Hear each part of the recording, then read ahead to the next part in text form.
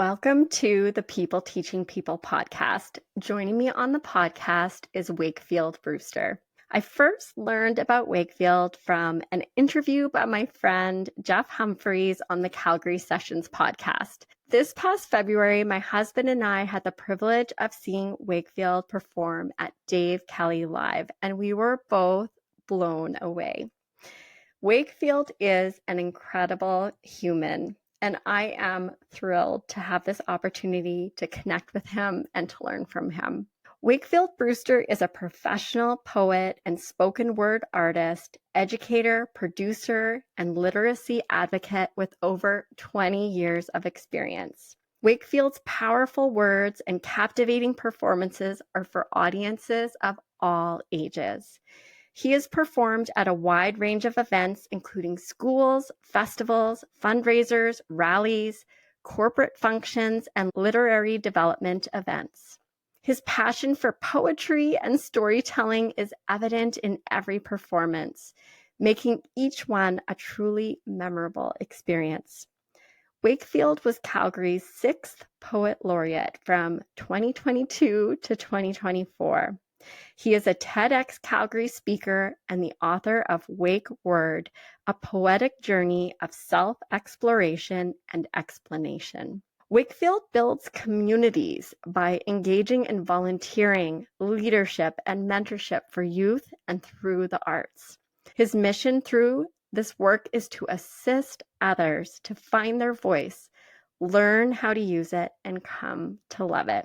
Wakefield is also an advocate for literacy and the humanities, healing arts and alternative medicine, alcoholism and addictions, mental wellness, and recovery. Thank you so very much for joining me today, Wakefield. Thank you for having me. It's wonderful to join you. Okay, so I want to go back a little ways and I want to learn about Wakefield as a young human growing up in the world and what your experiences were like then. And, it could be as a young person in general, but also as a student. As a student, okay. Let's just be frank and plain, because I can still feel what it was like as a kid, but I've grown up. So there's a funny dichotomy, duality in how I explain this, but it is as honest as possible. We love to throw that word trauma around a lot these days. It's become a bit of a buzzword. Bumping a toe is trauma. Bumping an elbow is trauma. Having a disagreement. No, that's not trauma. But I have been a victim of some things, unfortunately, when I was younger. So I did go through some traumas, and as we know, psychologically, it changes you. So I had the package of Wakefield biologically designed by this universe, and he was already a pretty active and weird kid. And then these things came along and it changed me, and it kind of intensified all of the errant energy that I didn't know how to channel, didn't know how to process, because I'm from the generation. So I was a kid who moved into a particular type of educational system that didn't cater to diversity. We'll just put it that way. It didn't cater to diversity in all kinds of levels. It lacked a well-roundedness of creating community. So we have the old school of the 70s, 80s, early 90s teachings, coupled with a kid who had been traumatized by some bad experiences, and by 8 was an alcoholic, and by 18 was abusing substances. Going through school on the regular day was hard, probably for the regular kid. Hard enough. Those were the barriers I had to deal with. That's your life, right? It's your world. So it was my life, and I reflect on it with some gratitude, because I have the experiences to carry forward in this world where we're not quiet, where we are talking, where voices need to be heard, needs need to be met.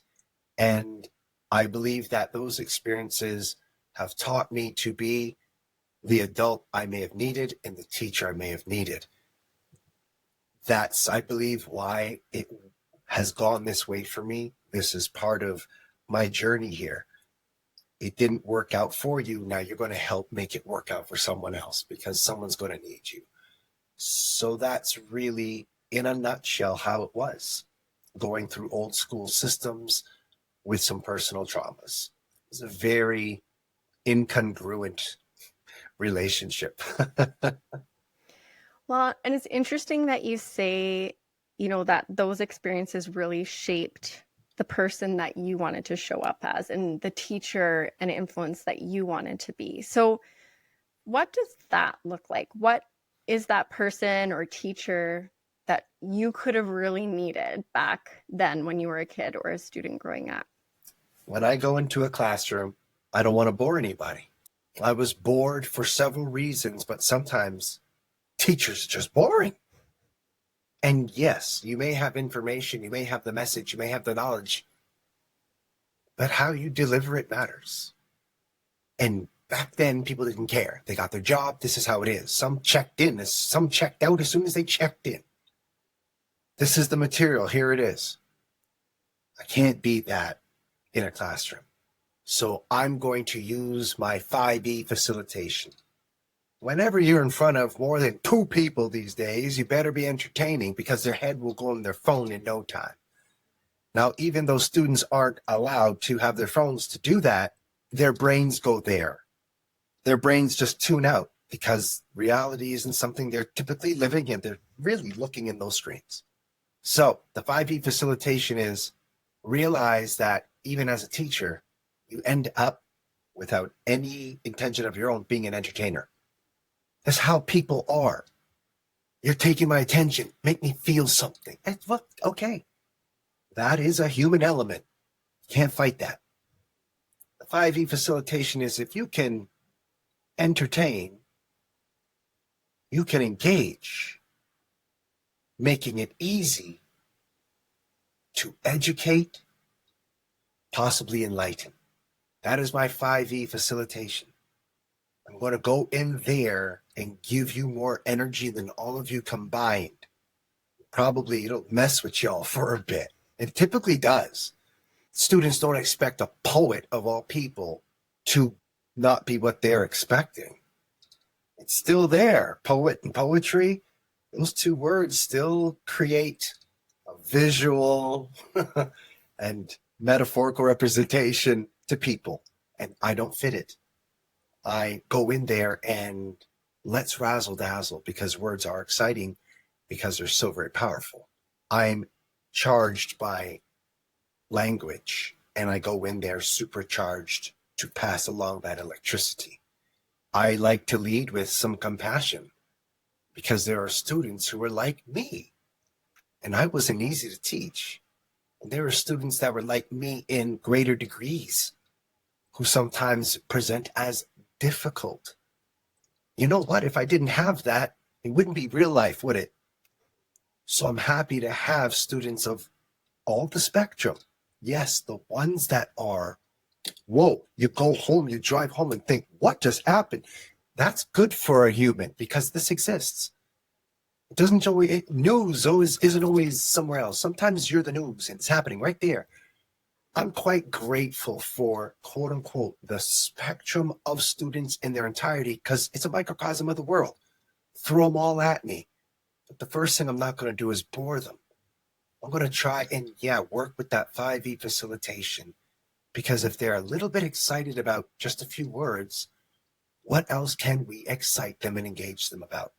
Maybe the whole world around them, a little bit at a time. Yeah, you never know what that spark can translate into. You And just you're not never supposed to know. I'm one of these woo-woo people, Tiana. I don't believe you're supposed to know. I believe the truth of that good energy is you are supposed to plant seeds. But how many times have you planted a seed, just stood there and watched it? You have to know you planted it in the right place and trust the growing process, and off you go. I go from school to school to city to school. I love it. I don't know who really felt it sometimes. I don't know. I'm not supposed to know. Isn't that beautiful? You're not supposed to know. You're writing stories without holding a pen.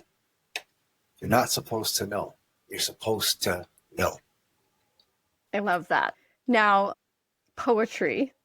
So you're stepping into these spaces and you're bringing your passion and your enthusiasm and your love for poetry into these spaces and sharing it with people. So what was it about poetry? Like what first drew you to poetry? Was there a certain moment? Was it over time? What really connected you with poetry? At age 6, I started my life in the arts with the electric organ. My dream at age 6 was to be a cathedral church organist. When I got to age 12, I learned that to be a good organist, you must be a good pianist first. So I switched to piano at 12 and took up percussion. Then I got to age 16, and social media was TV, film, magazine, newspaper, and radio, and books. So aside from books, news came to you very slowly, and the information could be incorrect. So by the time Good Intentions recollected it, it could be all of 3 weeks, 3 months later. It was when I got to 16 that I saw something on TV, and I can't remember what it was. I can't. People ask me, what was it? I don't know. I can't remember. Something struck me hard. And I had to write something. I've never written. I'm a pianist. I had to write. It was powerful, it was poetic, and it's gone. But I ran through the house because suddenly paper and pens disappeared. They're nowhere. You go running through the place, you finally find them. You got the Kermit the Frog arms going. I believe not only one, but 2 poems I wrote that night. And they sucked. They were terrible. Because when does a human ever master a thing? When they pick it up. You see, there I was playing Beethoven, Brahms, Chopin, Schubert. I'm playing, looking to play the Rachmaninoff pieces, looking all kinds of stuff. That's all I was studying. I was studying the greats. And when I think about it, when I think of who the artist is in Wakefield, playing the piano with the aspirations of mastering old works was becoming a professional parent. When I wrote these 2 horrible poems, it was the first time I ever created something. I felt the feeling of creating something. Tiana, I penned the little black dots and I played a really ugly tune. And it was the most beautiful sounds. Once that happened, I couldn't stop. I literally couldn't stop. I started writing at 16, and then I took it until I was in my 20s, late 20s. Finally stepped on a stage and then took it out into the world. But I was on fire since I was 16 and kept it hidden for most of that time, 16 to late 20s. Why did you keep it hidden? I'm from a particular decade where toxic masculinity is the soup du jour. And there I am, a 16-year-old young brother. All of a sudden, I'm writing some sensitive material, yo. I can't tell my homies this. I can't tell anyone I'm writing this stuff. So I hid it. Under the cover of darkness, I wrote. And I wrote furiously. It was a me. I don't think I was ashamed of, but all of the stigma of being a young male, embracing reading and writing and literacy and feeling and emotion and writing out the vulnerable stuff. That word wasn't even my vocabulary, but that's what it was. I was at my most vulnerable. Usually being vulnerable hurt me. This time, being vulnerable is helping me. I noticed that when I write this heavy stuff, I'm lighter. Well, maybe it's just for me, and that's what I did. I kept it to myself. I could feel that it was good for me. Maybe no one needs to know. But Tiana, it wouldn't shut up. And it started to leak out. People started to find out. And then I started to share a bit. It wasn't meant for me to keep, but I didn't pick poetry. Poetry picked me. So when you're saying it sort of started to come out a little bit, when you kind of got up on the stage, metaphorically or in actuality, that very first time, what was that experience like for you? The first time that I actually went out on stage, I had gotten a lot of encouragement from the people that started to realize I'm not just a percussionist and a pianist. Wow, you're a poet. You're the 3P artist. Whoa, what's this all about? So after people started, and these are people who are artistic and people closer to me, when they started to hear the readings, when I started to read these things to them, it was one of these. They were like, you've got to go share it. So I lived in Toronto for a very long time, and I looked through the dailies, the weeklies, and see what's going on in the city, entertainment. And there are these things called poetry readings. So I'm going. I'm getting all this encouragement. I call up all my people, come and see me at this bar, this place, this time. It's a reading. I did not read well, or carefully, I should say, or both. It wasn't a reading. It was a poetry slam, which is a competition. The very first time I got on stage, I entered a competition unknowingly. Oh, wow. Wow. So when I get there, the atmosphere doesn't feel like a reading. I can feel something's going on. What's all this bustle? And then we start getting called over, the other readers, and what's going on? And then these rules start, and this, and we're going to see who goes first. I'm like, what is going on? So trial by fire was the first time I ever went on a stage. I finally went on a stage with this new artistic persona that my people have been pushing me to put out in public, and I've called them all here, and it's a competition, and I get knocked out first round because I'm not a competitor. I'm a reader. Readers don't win slams. Poetry slams are not about reading. In fact, reading poetry is why most people think poetry is boring, because nobody wants to hear you read. So after I got publicly slapped up and down on that stage and got knocked out first round, that was a lot of humiliation I had to sit with for the rest of the night and all of these people.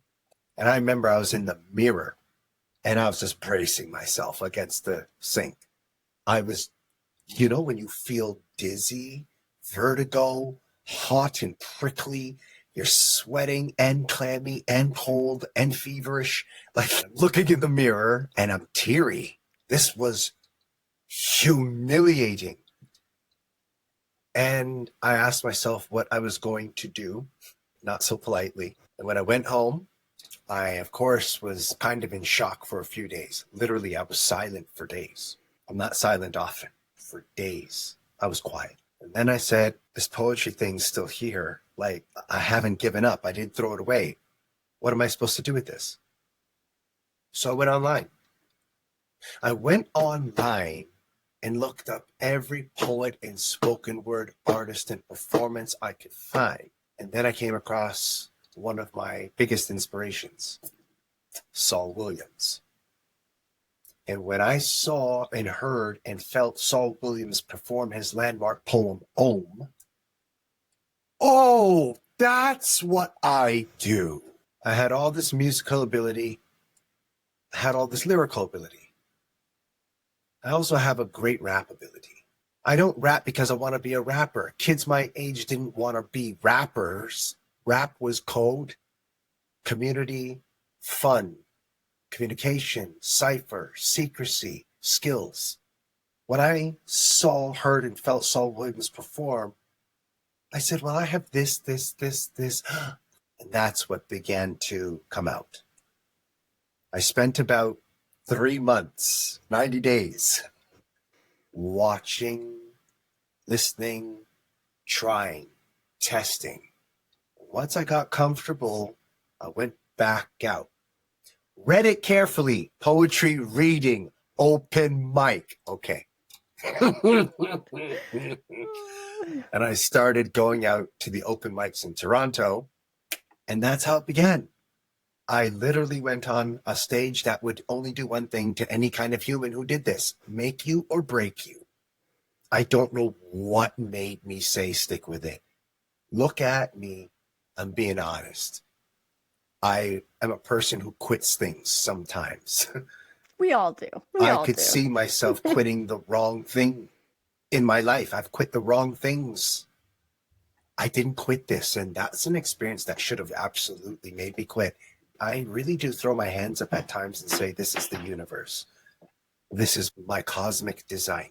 I can't give myself all the credit, and I don't know what or whom to give it to.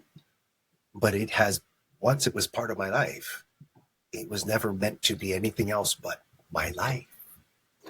Well, I find it so interesting, the journey that brought this part of you out, and kind of you found this connection to poetry. And in what I've heard from you and heard about you and heard in conversations with you is through your work, you help people to find and embrace their voices. And I'm really curious about what that journey looks like and why supporting people in that way is so important to you. I find it is service. I find that I have been able to take this thing called poetry, and I've been able to translate it to be useful in places not necessarily for poetic reasons. If and when I can help any human feel empowered to speak, I've done the job, because this world is full of stories that the whole world can learn from, and not all of them are great. So the fewer we hear, the less we know. I try to convince Tiana to get her voice out. I try to coach it out, help it out, because I'm working with her. But then there are those who aren't working with you, and they might be part of an audience or part of a facilitation. Usually, almost especially when I'm working with wellness, because I work with wellness, it's a lot easier for people to make that translation that words are a form of wellness. When people realize if they speak their stories, they actually speak of the human experience, which is all the other humans are doing, living human experiences, I think the world begins to have a more compassionate conversation. The more people whom I am able to simply feel comfortable putting the story out, the more the world is going to have to listen to itself, and everyone's story deserves to be heard.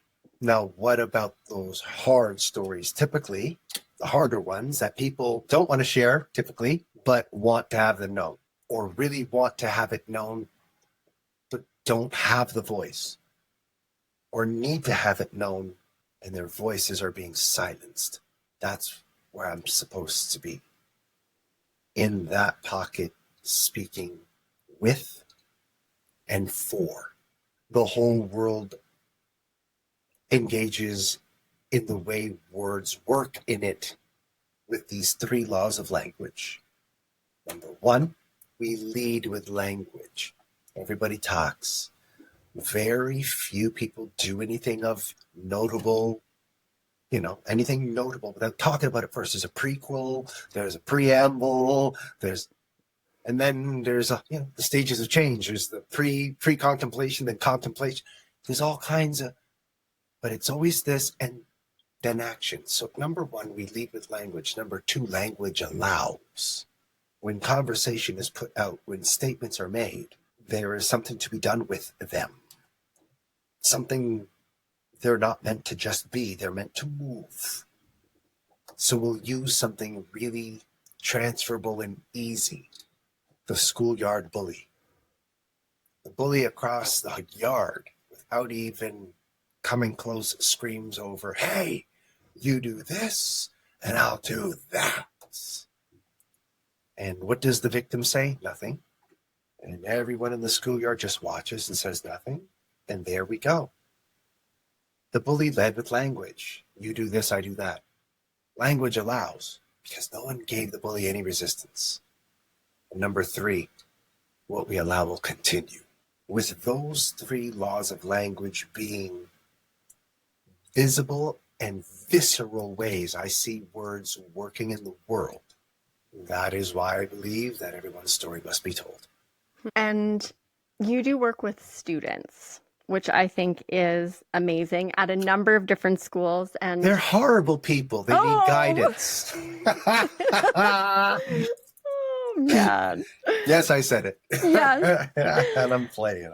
I know. And that was when I was looking into you and your story in doing some thinking before we connected. And I'd mentioned this to you before we pressed record. But one of the schools that you have been at and worked with the students there is Dr. Gordon Higgins Junior High School, my very first school that I ever taught at, way back from 2002 to 2005. So wow. Long time ago, but it was so exciting to see. And in the context of a school or just thinking about young people, how do you see poetry and spoken word as vehicles for learning? That's a great question. I would love to answer it. Thank you. A lot of students, regardless of all the zip that I can bring into the room, poetry is still cilantro, right? Some of them are going to hate it no matter what. So I really do try and make them feel that hard left turn of Albuquerque and let them know you don't have to feel this is all poetry. It's about enhancing literacy, and you can all use it. None of you are using full sentences anymore. You truly speak in metaphors because everything is like something.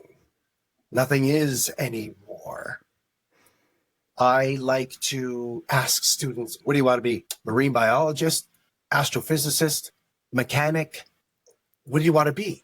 I don't care, but all three of those have a language. You know, like water's deep. Yeah, that doesn't work with marine biology. I can swim far. Nope. No, that doesn't. No.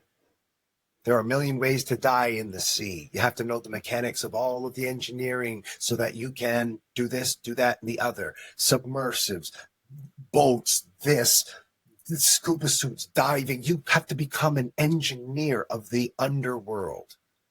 And there are all kinds of languages that you need. You can't just say it's deep. You go the opposite way. Okay, fine. Let's go up in the sky. Yeah, man, stars are far apart. Okay, that's not astrophysics, man. There's a whole lot of training. STEM out the wazoo. This is NASA. This is, come on, it's the furthest regions. You have to learn the language. You want to be a mechanic.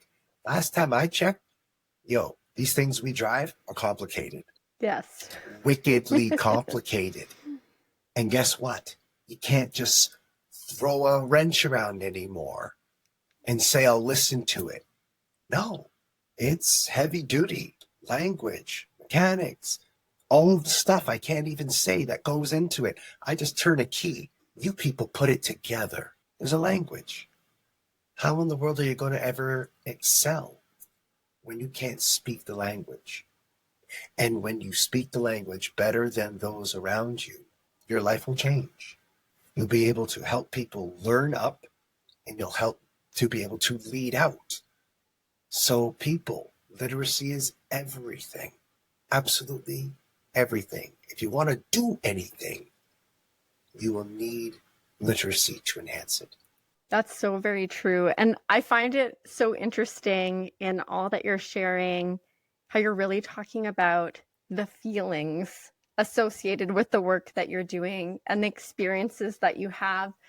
And it really is, I find, so much in learning and in general. We might not remember exactly what happened or what was said or what was done, but we remember that feeling that we had in that moment, and those feelings can be so impactful. And I know that, as a teacher, we work with students in the work that you're doing. You're working with students and adults, people of all ages and stages, and you might not know the impact that you've had in that moment. You might notice some sparks or things happening in the space and with the humans that you're working with. So in those settings, and when you're working with humans, no matter their age, what are you sort of sensing is that impact for the school, for the students, for the communities that they're a part of, or I people think in general? I would, I think, I believe, I hope that the presentation I put forth, whether it be a creative conversation, this kind of exchange with community, a performance, I want for people to feel how I feel. That's selfish, but it's not for me. Language is beautiful. What you can do with words is just incredible. I've saved my own life. I've saved my own life. No one has to believe that. You can all think it's woo-woo. I live in here. I've saved my own life with words. Why wouldn't I want people to feel that they could enhance their own? It doesn't do a thing for me. It's unselfish. It doesn't do anything for me that you do well with words. It doesn't do a thing for me, except it gives me all the good feels. I'm so happy that you're in love with language as much as I am. That's all I wish for, because this thing called poetry, this love of language, has saved my life, has given me a life, and I want someone else to have it too. I don't live longer if it does well by you. I just want to give it to you. And I can feel that. Can I be a student in one of your schools that you're at? Yes. I'm just going to pretend that I'm, in high school. But you must participate. They are all interactive. I pull teeth. That. I volunteer. I am relentless in looking to break people out of their proverbial shells. But I'll take anyone as a student who just wants to wait. Can you make me fall in love with words like that? I'll try. Let's go and see what we can do. That's an easy in. Is there anything you could do to make me feel that great about words? Possibly.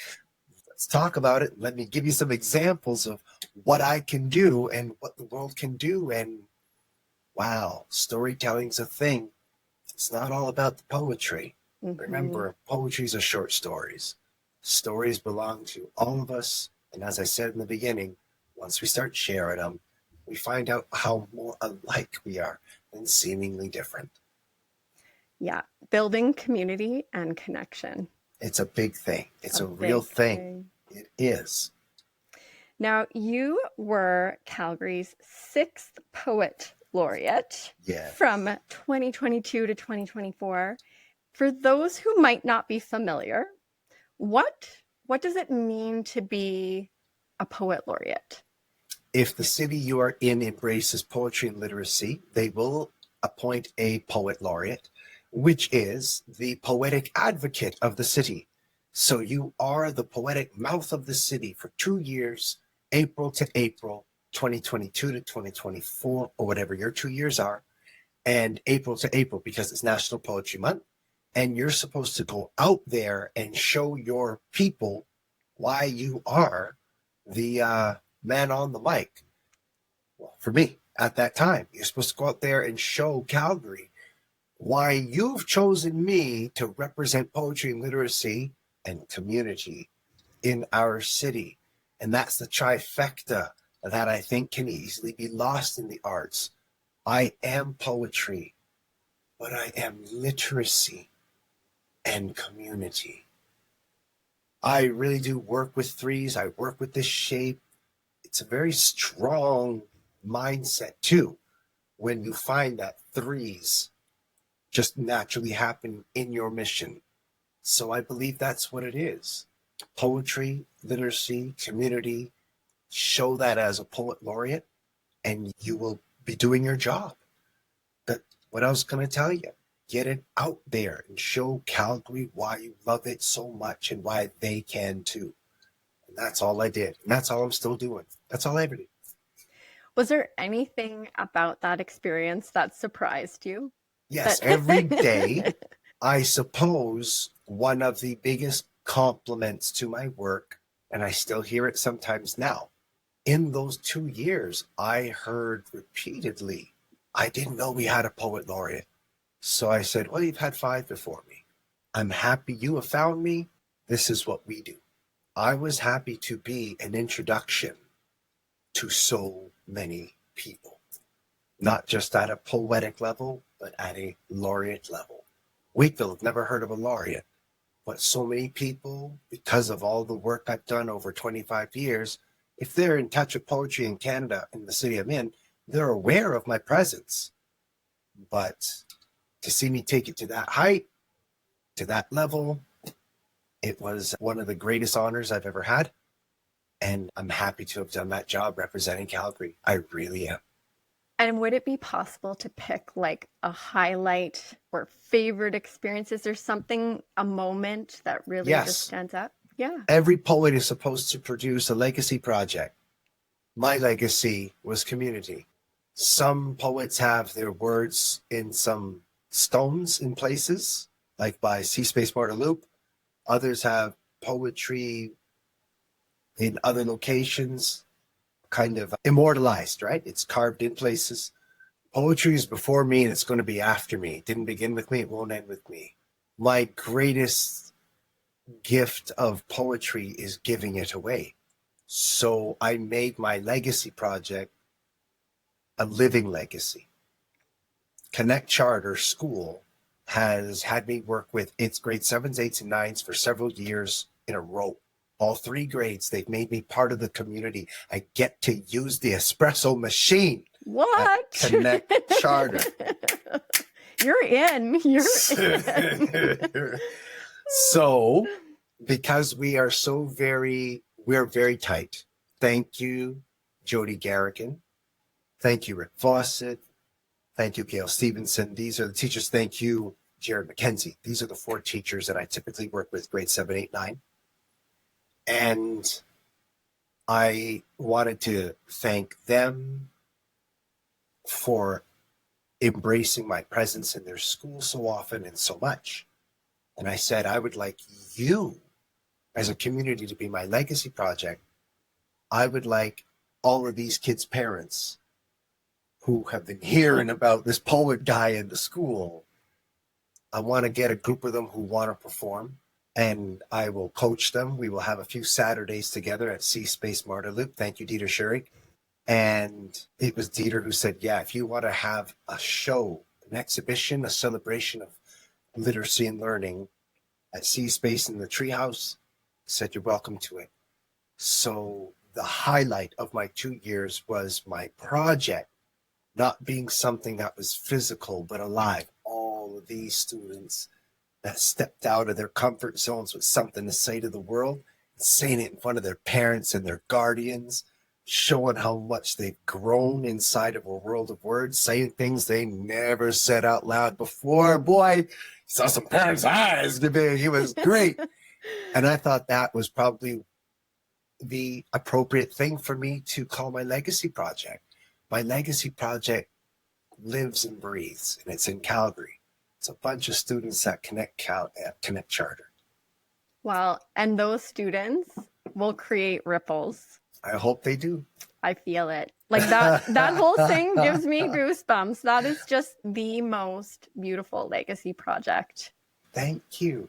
I really wanted to try to recreate it. I'll say that. So if any schools are listening, I really did want to recreate it this year, but maybe it was just meant to be that. But maybe the spirit of it is something that I can continue in a different capacity. But I don't feel I'm done. And I don't feel always inside of the schools alone do I do my best work with school age students. So I know I need to make myself available differently, publicly, especially for the capacity of literacy. And I think it's going to happen. I have had new experiences, new opportunities, and great facilitations coming together to possibly present places and spaces to work with the public in these capacities. Yeah. I love that. And it's, it's talking about it and having those connections and building that community and putting those ideas out there, just right. it can create some magic. It can create that magic. But you have to do what you just said. You got to put it out there. You have to put it out there. Yes. It's wonderful that people can percolate. Yes. But people got to smell that coffee. It's got to get out there. Yeah. So everyone, if you're listening, you got to set it. You've got to put it out there. You have to. Not just do the work. Let the world know you're working. Put it out there. And that part can be scary and hard. You're reading my biorhythms. Usually when I leave a group of students who I can tell are really artistically invested in our week, like some of them were kind of teared up when I'm leaving, that kind of thing, because it happens sometimes. It's really touching. And I'll say, okay, my artists, if you're going to go and do what I do, which is live a creative life, there are only 3 things you need to remember. 1, be brave. I said, the world is scary. I'm not going to lie to you. I'm a grown man out here and I'm scared a lot of the time. It's okay to be scared, but you've got to be brave. Number 2, you need to go out in the world because it's not in here and it's not in your living room. The world is out there waiting for you. So number 1, be brave. Number 2, go out in the world. And especially if they're writers, I say number 3, write out your life. I don't make it hard, but I make it simple, plain, just on the edge of, it can be ominous, people, but that is life in its entirety. So why isn't it life as an artist? Be brave. It's not an absence of fear. It's being scared and doing it anyway. Go out in the world. It's not in your head or the living room. It's out there waiting. And art out your life. Because you will touch the lives of others. That's what artists gotta do. Thank you. I need that advice. That's good, simple advice. I gotta keep it. Yeah, it doesn't matter your age, right? It's that. And I love that you've broken it down so simply. I don't do well with big concepts, lady. And I wanted to say too that, like, speaking of writing, I ordered the digital copy of your book so that I could get it on time. And I read it and I love it. And oh my God. Thank you. Your book is just incredible. So you've taken your words and your language and you've written it down into this book form. And like, what inspired you to write this? And what is kind of your hope that somebody like myself who is reading it takes away from it? You need to take away the twists of fate. When I got to university, I attempted to get a BFA in piano, and I just wasn't good enough. It's not me. I'm not fishing. Humans are limited. No matter how much I practiced, I'm good. And I wasn't going to get great. It just wasn't there. It was hard. So I switched to percussion and thought, okay, I can switch instruments quick, fast. And guess what? Again, after 2 years, I'm good. There's no doubt I can whoop a drum, but I'm not great. And you have to be great. There is no alternative. So I thought, okay, well, everyone says I'm good at this poetry crap. All right, I'm going to do it. I'm going to go into English poetry. I'm going to double major, drop this music. And then after my first 2 assignments, my prof sent me an email. And she said only 3 notable things. This is garbage. This is nonsense. This is gobbledygook. That my words would never be read. So a personality trait of mine is when I was younger, I was very single-minded. I was very easily led. I was gullible. I had a lot of naivete. I do believe a lot of my traumas prevented me from maturing properly in my mind. I truly feel that I am still the kid in a room full of adults. When I heard you suck, I just believed it. You get me? I just believed it. My mind wouldn't let go of poetry. So I said, well, if no one's going to read it, then they're going to hear it. understand the can-lit scene, Canadian literature was not wide open for Black literature in my day. And the can-lit scene had convinced everyone to be a poet, you must be published. So when my prof tells me this poet will be published because it's puke, I just love alliteration, I felt nothing but a door slam. But poetry was still in the room. So I opened the window and I said, all right, if they're not going to read it, I'm going to hit the mic. I've never wanted to write a book, Tiana. I was told back then my words won't be read. And that echoed in my ear until this book was published. I've had publishers before approach me and ask me, how do we get that performance on paper? And I said, I don't know. I just say stuff, you print it. I'm like, really, not being difficult. I didn't know what they meant. And they said, I can't see your energy being captured here. And I was like, oh, I do get what you mean. They said, I'm hearing you. That's not what that. I thought, there's a loss in translation. If people haven't heard me but read, this doesn't do what I do on stage. And they're like, exactly. So I was like, So then I become Poet Laureate after all these years of being a professional. I think it was some alignment because I'm a Poet Laureate. Frontenac House Books has published all 5 laureates before me. I submitted when they asked for submissions. I think I had a lot going for me. I think it was, again, some cosmic alignment. Why would the publishing house that has published 5 laureates before me, why would they even want to say no to anyone who is a laureate, right? What? You've done it 5 times. I don't think I'm special. I think, well, here I am, right? And I was embraced by them in a way that they did the digital and the audio. They said, we want to try and do this justice for you. I couldn't have asked for better opportunities. My career has been 99% fortuitously serendipitous. I can't see where it's going.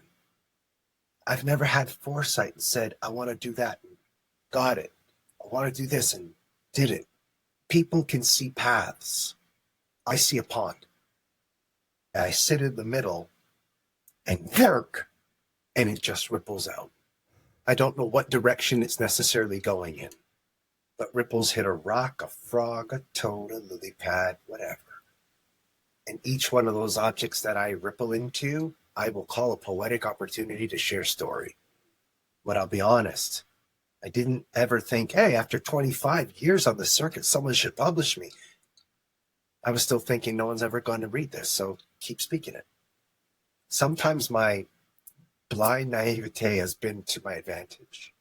Well, and doing the amazing work that you do and creating those ripples is taking action, and maybe not in a certain direction, but I'm such a firm believer that, the energy we put out into the world is the energy that we get back. It's like that reciprocal piece. And I read your book and I thought it was amazing. And the first poem I can just like right away, that just blew my mind. It's so powerful and personal and so full of energy. And I would love to know from you, like, what that piece means to you. For some reason, it seems to connect with people the most. It seems to be my flagship piece. There's a piece called H2O. There's a couple of other social ones like There's No Place Like It, Inside Life Inside. These are really heavy social pieces. They hit audiences quite, hit them with gravity. But I have nicknamed it an anthem of achievement because I tried to put that poem on my listeners. I let them know at the beginning, this is a poem that you hear my educational career. Yes, the trials, the tribulations, and triumphs of Wakefield. That's not it. That's the analogy. That's the carrier. I like to let people know this because just like in the pond, basically we live in a world where people still say you can't do things and they don't know better and they just tell you can't.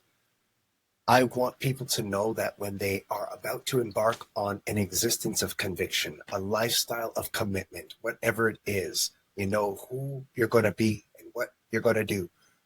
Remember two things. You're going to hear you can't, and you'll hear it from friends, family, enemies, frenemies, pretendies, strangers. People don't know you will offer the opinion that there's something you've mentioned you can't do. When you know better, when it's in your head, your heart, and your gut, when you know better, remember two things. You probably can, and you probably should. When I leave that kind of intro and then do this poem, people don't think it's about me. People walk away thinking about them. And that's what I want them to do. I want you to take whatever you gleaned off of this poem and know it's an anthem of achievement to inspire you to do your thing. I leave it broad and colloquial like that. Yeah, do your thing. But everybody's got something, a few things. Live your life, do your thing. Thank you. It's amazing. And I made a side note for myself. I'm like, I also want to mention that I loved everything, but I also love change, the lead, the change. Oh, wow. Thank you. I decided I shouldn't make too long of a list. I'm like, I better choose like my two. But that Thank also you. Wakefield, like just amazing. Amazing. Thank you. Thanks. That had a particular energy to it, as you see where it came from, right? It was that energy conference I was working with. Yeah. So the gratitude I have to the energy sector for inviting me several times, Pemina Pipeline, NMAX, they've invited me into their spaces to create poetry on particular sensitive human issues that they have in the community. I don't cheerlead the company. I usually cheerlead their intention and their energy. To have a poet show up, at an energy conference, an energy summit. Yay. Yeah, Because I wouldn't expect it either. It was so intriguing. So can you tell everyone listening a little bit about the poem? So the poem is what I call a PPI, a professional poetic interpretation. I don't do this much anymore because it's a lot of pressure. So what I do is I go to a function, and the function is usually something that is 7 or 8 hours long. And I professionally eavesdrop on everybody. There are going to be presentations, conversations, tasty lunch. People are going to be talking. There are all kinds of conversations. No one's coming there to be shy. Everyone has something to say at these things I go to. And I eavesdrop on everything, and then in the last 2 hours, create a poem out of everything I've heard for the last 6 hours. So when I went to this energy summit, I did exactly that. I gleaned what the motifs and the themes and the big material is. Then I start zoning in on presentations and information. Then start looking at conversations, glean all of this, and compose it on the spot and perform it. Not a lot of poets do that. I don't do that so much anymore because that is super high pressure. So I did it for 2 years while I was Poet Laureate. I thought, I'll do this while I'm in the spotlight to show this incredibly difficult skill to engage in. But I prefer to be with Tiana at her summit with her people, get all the information, and then you say, compose that poem in 2 weeks and show up at our next thing and say, you know, you didn't know this was happening. This guy who was doing all the listening and writing stuff down and looking like a voyeur, okay, he was listening to everything. This is what he did. That's what I prefer now. And that's what I get the opportunity to do mostly when I work with professional poetic interpretations. So another example is I just finished one for Partners for Housing, P4. So I just composed a poem with Canmore being my inspiration on how we need to work on affordable housing in more unlikely places like Canmore. and got all the information, got to work with it for a good long time, procrastinated for most of it, sent it in just this Friday past, and this Monday I got my response and they love it. It's the same thing, just not on the spot. Yeah. But it's a professional poetic interpretation. I take your language, learn it, and then speak it in my accent, which is poetry. And I love doing it. Love it. Oh, that's such an incredible process. And I just love that, you're such a good listener. You're such a good observer.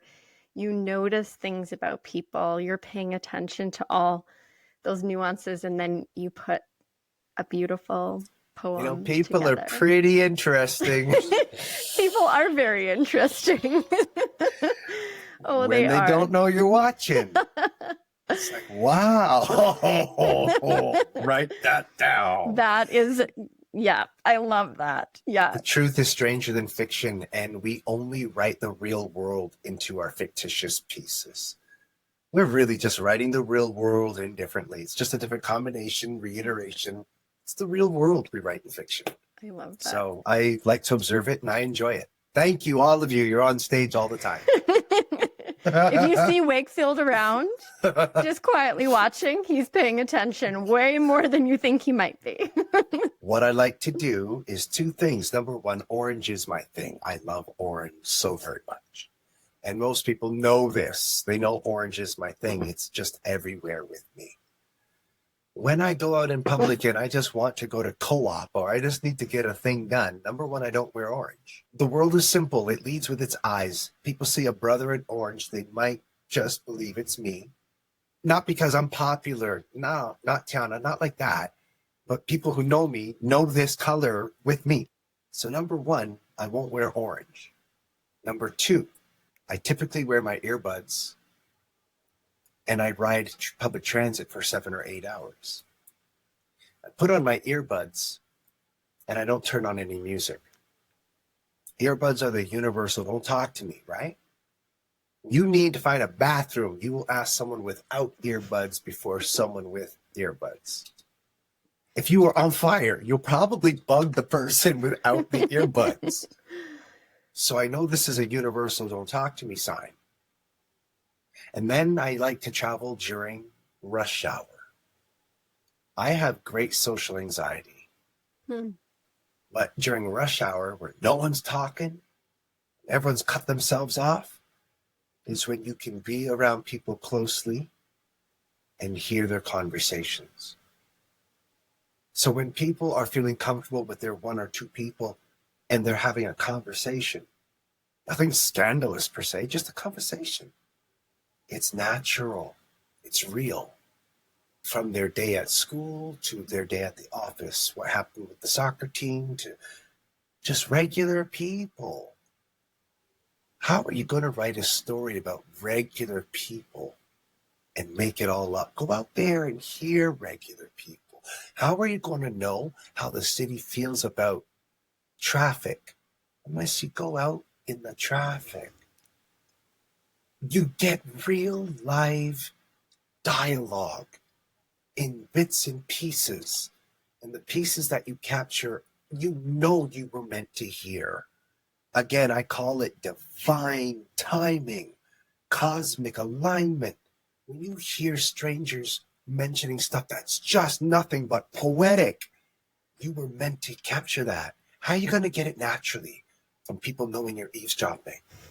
I go out in colors people will never see me in, and I put on earbuds and I sit closer to people than I normally would. Stand maybe half a step a little closer. Just listen. As soon as I hear that nugget of nuance, narrative, just goes into my phone. And now I tell that to some students and they're like, oh, that's creepy. And I say, let me tell you something. You see, I'm out there in the open, people watching. I don't know anyone's names. I don't know where they live, what they do. I don't take pictures of anyone. These are the words of strangers. I don't remember anyone's face. You know what a lot of people do, including some of you students? You come to a place where you spend 6 to 8 hours next to people and don't talk to them. You can ask them any kind of question about them or anything around them, and you don't. You all just kind of ignore each other. And then you go home. Zip! And then you open this thing. And then you go into people's lives. And you start looking at what they ate that day, where they went that day, what they dressed that day, who they were with. You don't leave an emoticon. You don't say hi. You don't even just leave a happy face or something to let people know you thought it was cool. You actually just went through their lives and then off you went. Now that's creepy. That's creepy. And what do students say? Because that is so true. They back up and they kind of smirk and so a lot of emotions kind of hit them at once. You hit me in the ego, because some of them, their faces, you can see they get ticked off. You've hit them right there, right? So you hit some in the ego, you hit some in the, hit some in the enlightenment once in a while. They're like, yeah, that's not creepy. Well, that is kind of creepy. I've done that. Sometimes you get the laughter. You get those students who already get it, and they're like, yeah. They're looking around. You get it all, Tiana. You get it all. Yeah. It's a microcosm of the world. Mm-hmm. So if I went out there and said it to 8.4 billion people, I'd get those exact same reactions. And I get them. Some get it and they laugh. Some feel ego struck. Others are like, wow, that's true. It's an enlightening moment. No, very, very, very true. I bet if you said it in front of a group of business people, it would be the same. Yeah. Yeah. It's what we do. So I like to bring some observational attention to the myriads of subculture that exists in our socializing and how we behave. And I bring it through the art of poetry and spoken word. I bring my social observations to my audience in the form of, hey, artistic commentary. This is what we've been saying these days. Have you heard this? I love people hearing what they say to each other. I love that. Now, Wakefield, you have had such an incredible journey. So a question I have for you is, what would be something that you're most proud of? I would like to say, aside from the laureateship, I won the Lifetime Achievement Award from the Calgary Black Chambers. Congratulations. Thank you. And I can say that it was a really big achievement because in my existence, with the lifestyles I've led in the world we live in, I have never been a face that I believe my people could be proud of. I don't believe I've led a life or had lifestyles that my Black people as a community could say he's one of our champions. Even when I was a poet and spoken word artist in Toronto for my first 7 years of this career, I was unable to be embraced by the poetry and spoken word community of brothers and sisters because without any hate, I wasn't saying what they needed to hear. I wasn't saying it the way they wanted to. And I was saying it at a time that I wasn't relevant to them. Well, now I'm in Calgary, and this is a province in flux.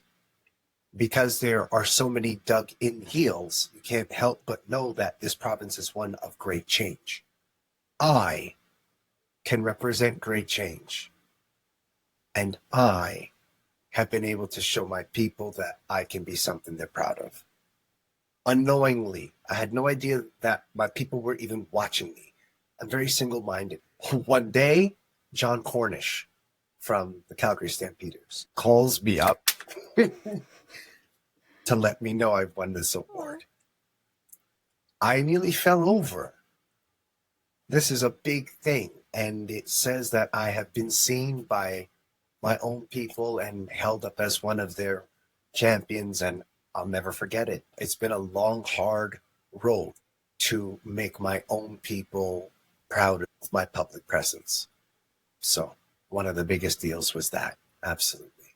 Well, once again, congratulations. Thank you. Thank you very much. I also wanted to ask you, I know that your educational journey, like formal educational journey, had some challenges Yeah. and difficult moments. But I'm curious if along your path there was a teacher, and it doesn't need to be like a formal teacher. The It could answer be a is mentor. yes. The Okay, answer is yes. who is this human? Her name is Sherry Roldy, Yeah. and I spoke about her at the Dave Kelly live show. Yes, you She did. was my humanities prof who basically said, after I showed her a selection of poetry, she said, I don't care if you're here for piano. She said, I don't care what you're here for. She said, you're a poet. Now go poet. If I didn't have a prof, because I had respect for people who could do things, this is a prof. She's telling me this thing you're doing is you, go do it. That's what I am supposed to do for everyone. Mm-hmm. What she did for me, Sherry Rowley did for me. That's what I'm supposed to do. And I don't think I'm the only one she did that for. I couldn't be. I think that's what she does. I need to do that too. Just let people know they can. I think you do. Now go. I think you do. She's the reason that I pursued poetry the way I did. Mm-hmm. She gave me the teeth of belief to do this. Thanks, Sherry. I love that. The last question I'm going to ask you before we sort of wind things up. I've really been rethinking my philosophy and perspective on education. So both as like somebody in the field of education for a really long time, like over 2 decades, and being a mom of 3 young humans who each kind of have moved through the learning path in their own way, both school, but also learning just in general, through other experiences that they've had. And I really see education being a trifecta of things, which is so interesting because you said you like to think about things in 3. So I really think about the world of education, there being a science to it, there being an art to it. So the science being like the structures and functions of education, the art being what you bring to it, the creativity, how you bring it to life, but there's also a heart to it. And that's the impact and the connection piece. And I'm wondering, what is at the heart of what you do? I would like to believe that the big part of my life, which has been lyrical, this entire lyrical journey has been a great part of being able to keep journeying. It has been a great capacity to my wellness. Wellness is a really big thing. And for me, words and wellness actually go together. I own my own clinic, and I'm an RMT. It's actually 10 feet that way in the other part of the basement. So my word room on one side, my wellness room on the other side. And I can tell you that there aren't a lot of energetic endeavors one can indulge in without their wellness intact. I need people to understand that I love this artistry so much. It's part of my wellness capacity. It's not just poetry, it's also therapy. It also transfers into somewhere where my homeostasis lies. I believe that a big part of the heart piece, funny you would use that, is the wellness. I believe that after some time, I've realized before I got out of substance abuse and alcohol abuse and got onto mental wellness, I believe I've always been trying to write my way to wellness. I've been writing about the problems here, writing about the problems with, writing about the problems of substance, relationships, accessibility. I've been writing about it unknowingly. Now that I've come into a state of acute recovery, I can say the heart piece is about wellness. Thank you. Wakefield, I want to thank you so very much for making this time to connect and share your stories and wisdom. And I would love for you to share, if people are curious about learning more about you and all the stuff that you are up to, because you are up to a lot of things, where are the best places for them to find you? The best place is wakefieldbrewster.com. It took a very long time for me to get a website. Trust me, I love to send people there. My whole miracle life is online, and you can reach me there. When it comes to social media, I work with only three. I work with Facebook, Instagram, and LinkedIn. And I find that trifecta of social media keeps me very connected to those who use social media with a lot of literary capacity, those who do engage best with the see, hear, and feel. And then, of course, there is a professionalism and industry of artistry. And the best place to really work with people in a direct capacity would be to go to LinkedIn. So find me in my own domain, wakefieldbrewster.com, or on those three social platforms, and I'll be happy to meet you there. Amazing. Thank you. Thank you so very much, Wakefield, for joining me today. It was just amazing to connect with you and to learn from you today. Thank you. This has been a wonderful way to begin my second week of National Poetry Month. Happy National Poetry Month to you, Tiana, to your listeners, to the people who tune into you and get down with education and its many facets and all kinds of, well, you know what? I have never thought that I'd be in a place where my art was smart. So I have to say to all of you educators, thank you for making places and spaces for me to be there and contribute to your curriculum, to reach your students, and be an advocate for literacy. I need to thank all of you. I really do. Thank you so much.